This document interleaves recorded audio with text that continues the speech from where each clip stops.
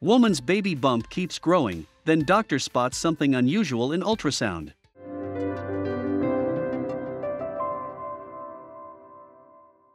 Pregnancy can do a number on the female body and mind. The process is intense, leaving some women feeling like they've lost control of everything. It can be especially nerve-wracking when it's the first time around, with so many surprises along the way. During one woman's pregnancy, she got a harrowing surprise when she started to notice something wasn't right. Shanice was in her second trimester, and she started to notice that her belly was getting enormous, larger than she ever expected during this phase. She decided to go see the doctor to make sure everything was okay, and the nurse reassured her that this could be totally normal. However, when they began the ultrasound, both women realized something wasn't right. Shanice walked into the doctor's office expecting everything to go routine. She just wanted them to soothe her nerves. As the ultrasound technician poured the jelly onto her belly and began the scan, her face drastically changed. She immediately called the doctor in, sending alarm bells through Shanice's brain. "Is everything all right?" she asked. The nurse didn't reply right away. Instead, she waited for the doctor to come in. Minutes seemed like hours for Shanice as her heart started pounding out of her chest. She couldn't believe she was in this situation, and her mind started to race.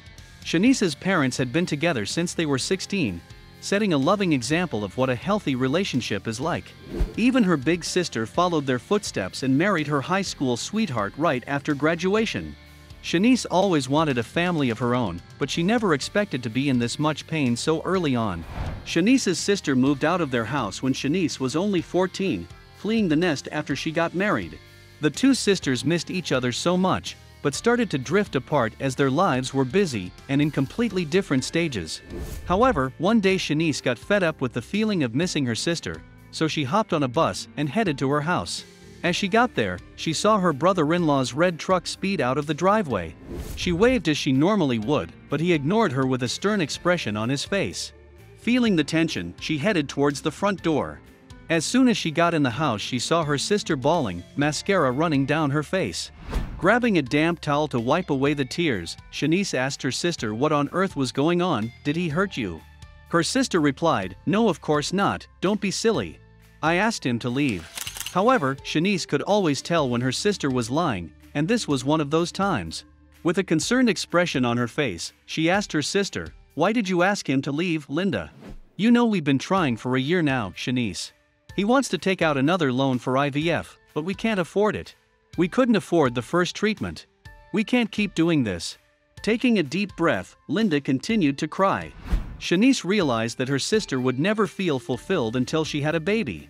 She decided to stay with her all weekend to keep her company and soothe her, trying to convince her to keep her head up and continue trying. Little did she know, her words of encouragement were about to pay off. After 2 years of treatments, Linda got pregnant. She wanted to keep it on the down low until she made it past the first trimester when the risk of miscarriage drastically decreased. Linda was on cloud 9, but disaster would strike before she could celebrate. Linda suffered a miscarriage before she was able to make it into the second trimester. Devastated, she began pulling back from her relationships and isolated herself in the house. Shanice tried to cheer her sister up, but to no avail. It was then, in the midst of darkness, the family came up with a brilliant idea. John, Linda's husband, decided to offer a solution to their problems. His sister was kind enough to offer to be a surrogate for them, a loving and touching gesture. However, Linda was afraid that she was going to get her heart broken again, and was reluctant to try it. After much thought, she decided maybe it wasn't such a bad idea, especially since if it didn't work out, they could always try to adopt. Inspired by her sister's journey, Shanice decided to become a surrogate to a family having similar struggles as her sister. She was barely 21, but she knew this was the right decision for her. "I was only 21 at the time, but I wasn't interested in partying and drinking. I wanted to help another couple fulfill their family dream." So a few months after she turned 21, she met Joanna and Steve, a couple desperate for a family. When Shanice met the couple, she knew right away that this was the right decision. The loving couple was so excited that this journey had begun, and was anxiously awaiting news at every step. For about 3 months after the initial procedure, Shanice was feeling great. But during her second trimester, she felt that something was seriously wrong. As the doctor enters the room, Shanice couldn't wait to hear the news. At first, the doctor looked over the paperwork but didn't say a word. Eventually, she looked up and gave her the most shocking news of her life. Not only was Shanice having one baby, but she was having three. She couldn't believe what she was being told. She anxiously called Joanna and Steve and told them the exciting news. They were over the moon with the news and vigorously started planning for three. During the whole pregnancy, Shanice felt thrilled with her decision to help out this couple. A process that most would find daunting, she found quite normal. Throughout the pregnancy, I had all the questions about the babies directed at me, for example, birth plans, vaccinations, scan dates. I would just turn to Joanna and Steve and say, "What do you want to do?" It was my body, but they weren't my babies. If the law could change so the parents could make the decisions, it would make things easier on both parts. A triplet pregnancy doesn't last 39 weeks, instead, the babies are usually delivered around 32 weeks. This means the babies are generally premature and need special care for a few weeks before they can go home. Shanice gave birth to three healthy babies weighing in at 4 pounds 2 ounces, 3 pounds 7 ounces, and 3 pounds 11 ounces, and they were able to go home with Joanna and Steve after 2 weeks. Joanna and Steve decided to name their children Daisy, Harrison, and Willow.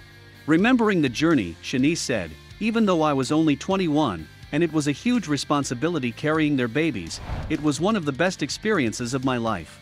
I had no morning sickness or cravings, the whole pregnancy flew by, and with the support of Joanna and Steve, it was amazing, and I would recommend it to anyone." Shanice visits the babies once a year, receiving updates whenever she can. She loves informing people about her experience whenever she can, giving them information about the reality of the process. I think a lot of people presume you have to use your own eggs when you're a surrogate, but that's not the case at all. I had Joanna and Steve's embryo inserted in Los Angeles, so it's biologically their child, not mine. I was just the host womb.